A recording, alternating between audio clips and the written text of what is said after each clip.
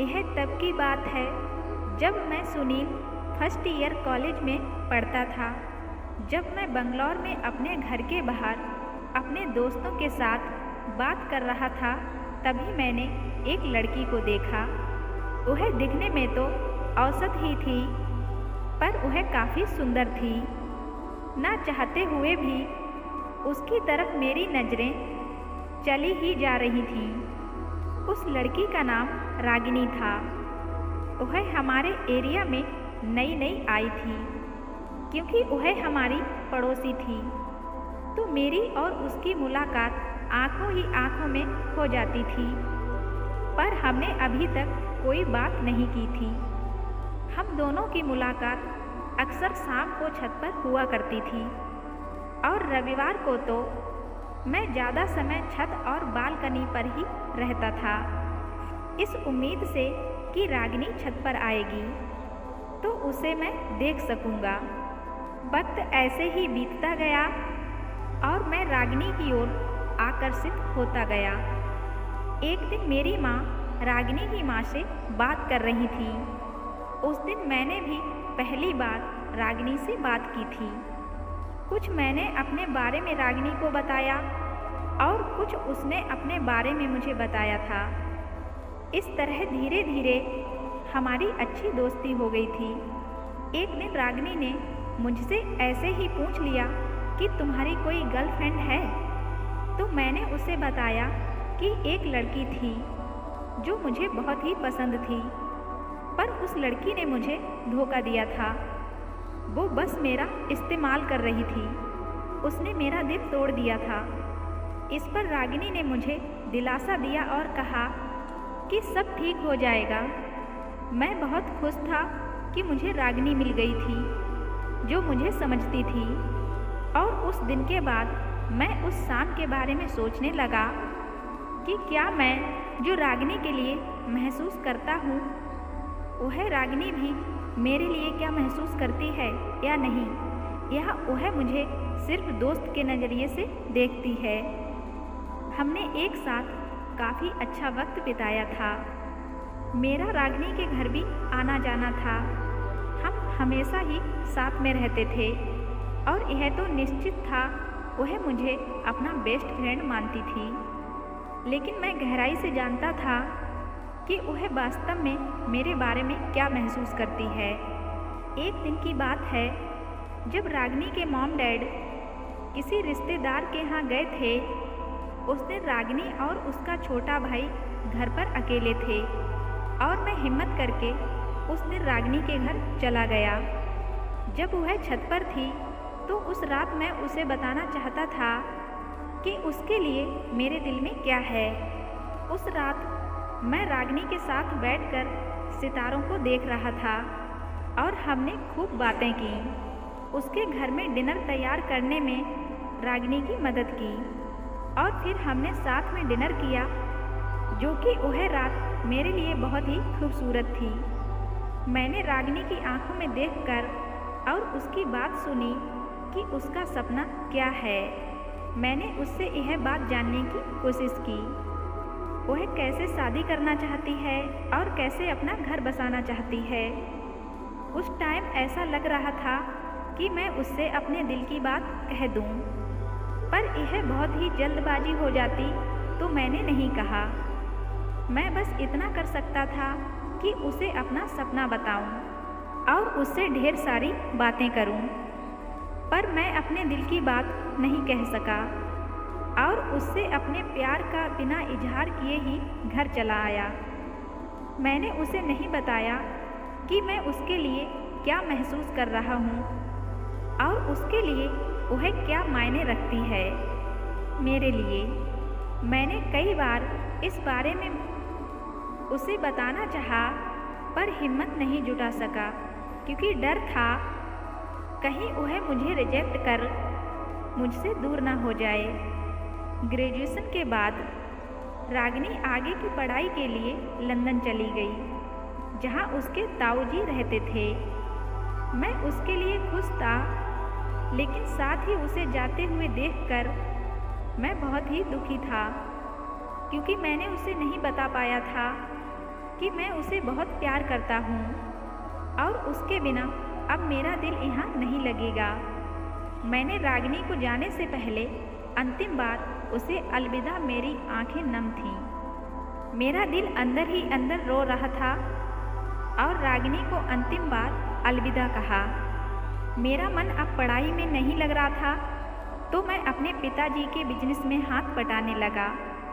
करीब 1.5 साल बाद एक दिन मुझे शादी के कार्ड के साथ एक पत्र मिला और यह लेटर रागिनी का ही था।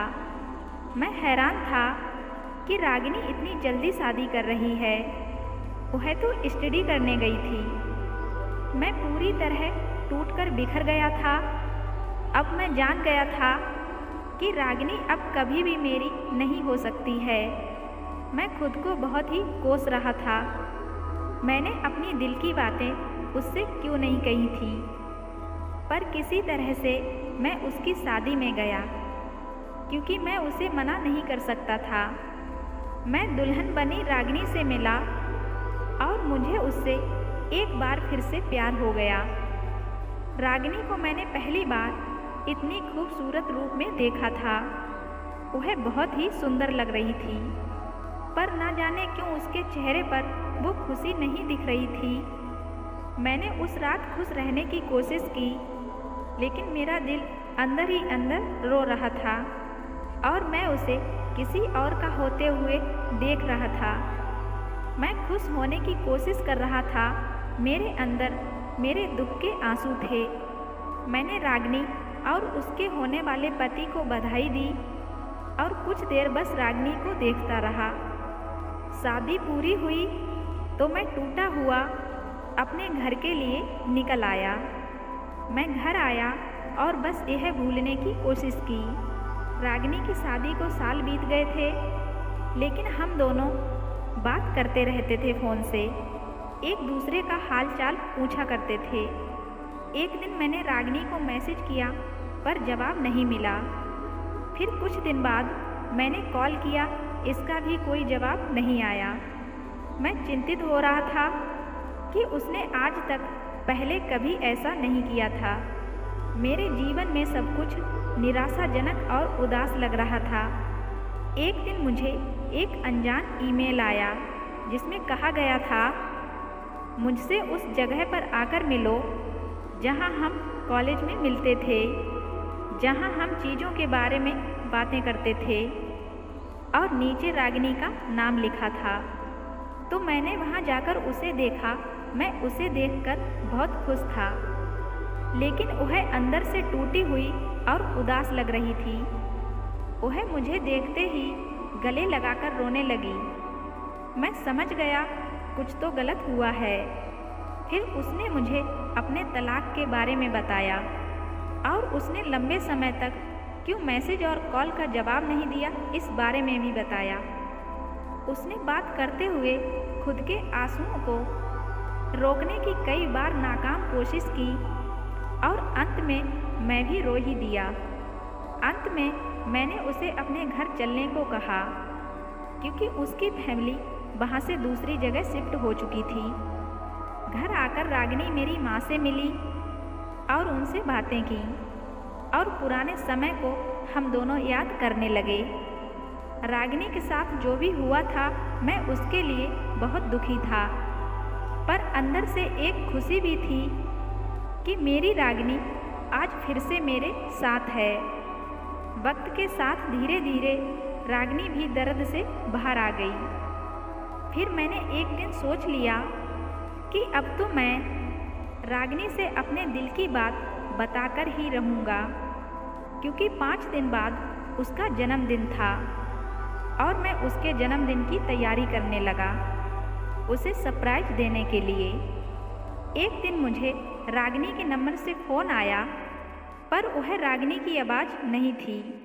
कोई अंकल थे और उन्होंने जो बताया तो एक पल के लिए मेरी सांसें ही रुक गईं।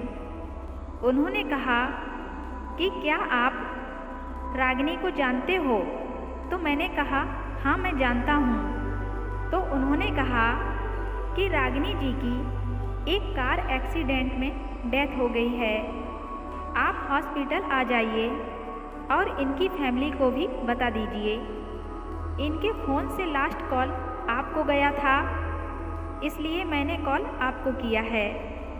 यह बात सुनकर मेरे पैरों के नीचे से ज़मीन ही निकल गई थी। इससे मेरा दिल टूट गया और मैं रोने लगा और सोचने लगा, आज ही तो सुबह कॉल पर बात हुई थी, अब यह क्या हो गया है। मैं पूरी तरह टूट चुका था, दुख और दिल के दर्द के आंसू रो रहा था। आज रागिनी हमारे बीच नहीं रही, पर आज भी मुझे उसकी याद आती है, क्योंकि आज भी मैं रागिनी को बहुत प्यार करता हूँ। पर शायद हमारा साथ यहीं तक था। जीवन के सबसे कड़वे सच, मृत्यु को भी मुझे ही स्वीकार करना था। यही थी पहले प्यार की अधूरी और आखिरी दास्तान, सच्चे प्यार की एक दर्द भरी कहानी। कहते हैं ना, सच्चा प्यार कभी किसी को नहीं मिलता है, और प्यार सबकी किस्मत में नहीं होता है। जिसे दिल से चाहो, चाहे वह इंसान हो या कोई चीज़, वह कभी नहीं मिलती है। दोस्तों, यह इमोशनल कर देने वाली कहानी आपको अच्छी लगी हो तो वीडियो को लाइक शेयर ज़रूर कर देना, और अगर आप मेरे चैनल पर नए हैं तो मेरे चैनल को भी सब्सक्राइब ज़रूर कर देना। साथ ही बेल आइकन को प्रेस करके ऑल पे क्लिक कर देना, जो ऐसी ही खूबसूरत कहानी आपको सबसे पहले मिल जाए।